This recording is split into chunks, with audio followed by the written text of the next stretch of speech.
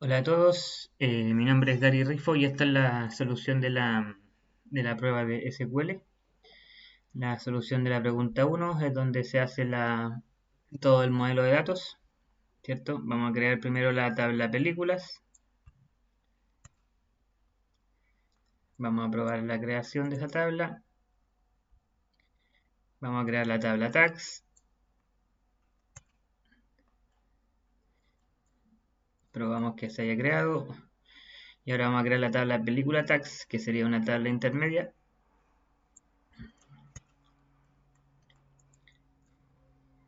La probamos también, tiene su película ID y su tag ID para hacer las referencias. Vamos a resolver la pregunta 2, que es insertar básicamente información en las tablas. Vamos a insertar información en la tabla películas. Vemos que se hayan insertado correctamente. Insertamos información en la tabla tag. Probamos lo mismo. Insertamos valores en la tabla película tags. Ya sería la película ID más su tag ID. Y también la probamos. Vemos que la primera película tiene 3 tags y la segunda película tiene 2. Vamos a resolver la pregunta 3, que es el conteo de tag y que muestre 0 si no tiene. Ahí está, 3, 2 y 0, 0, 0.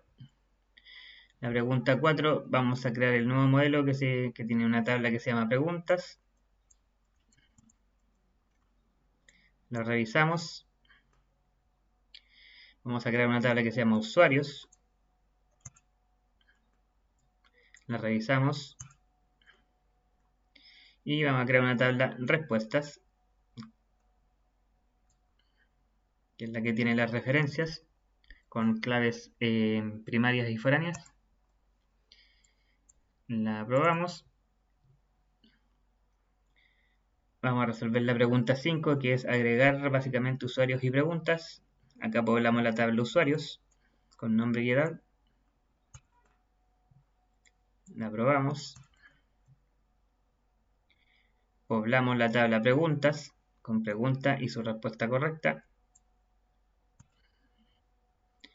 La probamos. Acá poblamos la tabla respuestas, que es la tabla que va a contener tanto la respuesta como el usuario ID y la pregunta ID.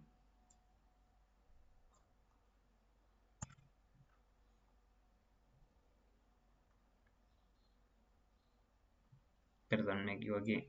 Era así. Revisamos. Después vemos la pregunta 6, que dice cuenta la cantidad de respuestas correctas totales por usuario, independiente de la pregunta. Con esta sentencia llegó a esa respuesta, con el usuario ID y el conteo de las respuestas correctas. En la pregunta 7 dice por cada pregunta, la tabla de preguntas cuenta cuántos usuarios respondieron correctamente. Ahí está la cantidad de usuarios con respuestas correctas y la pregunta. La resolución de la pregunta 8 implementa un borrador en cascada. De las respuestas a borrar un usuario, prueba la implementación borrando el primer usuario. Primero se altera la tabla, digamos, y se le quita las restricciones. Después se vuelve a alterar la misma tabla, pero se le agrega la restricción con una clave foránea que se hace la referencia y se le habilita el borrado en cascada. Y ahora vamos a hacer el borrado de la tabla usuario donde el ID sea igual a 1. Si ven, me lo permitió.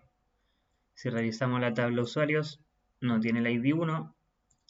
Y si revisamos la tabla respuestas, tiene todas las respuestas menos la del ID 1.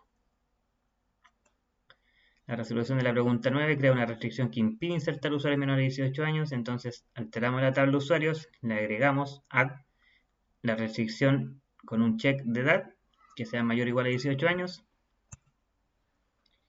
Ahí está lista la alteración de la tabla. Y si yo quisiera insertar un usuario con edad menor a 18 años, por ejemplo, me dice que estoy violando una restricción. En cambio, vamos a probar al revés. Le vamos a agregar un usuario mayor. Y ahí sí me lo permite. Ya, y la última pregunta dice, altera la tabla existente de usuarios agregando el campo email. Debe tener la descripción de ser único. Entonces aquí alteramos la tabla de usuarios, le agregamos la columna email con un varchar de 255 y le ponemos el unique, que es para que sea un registro único.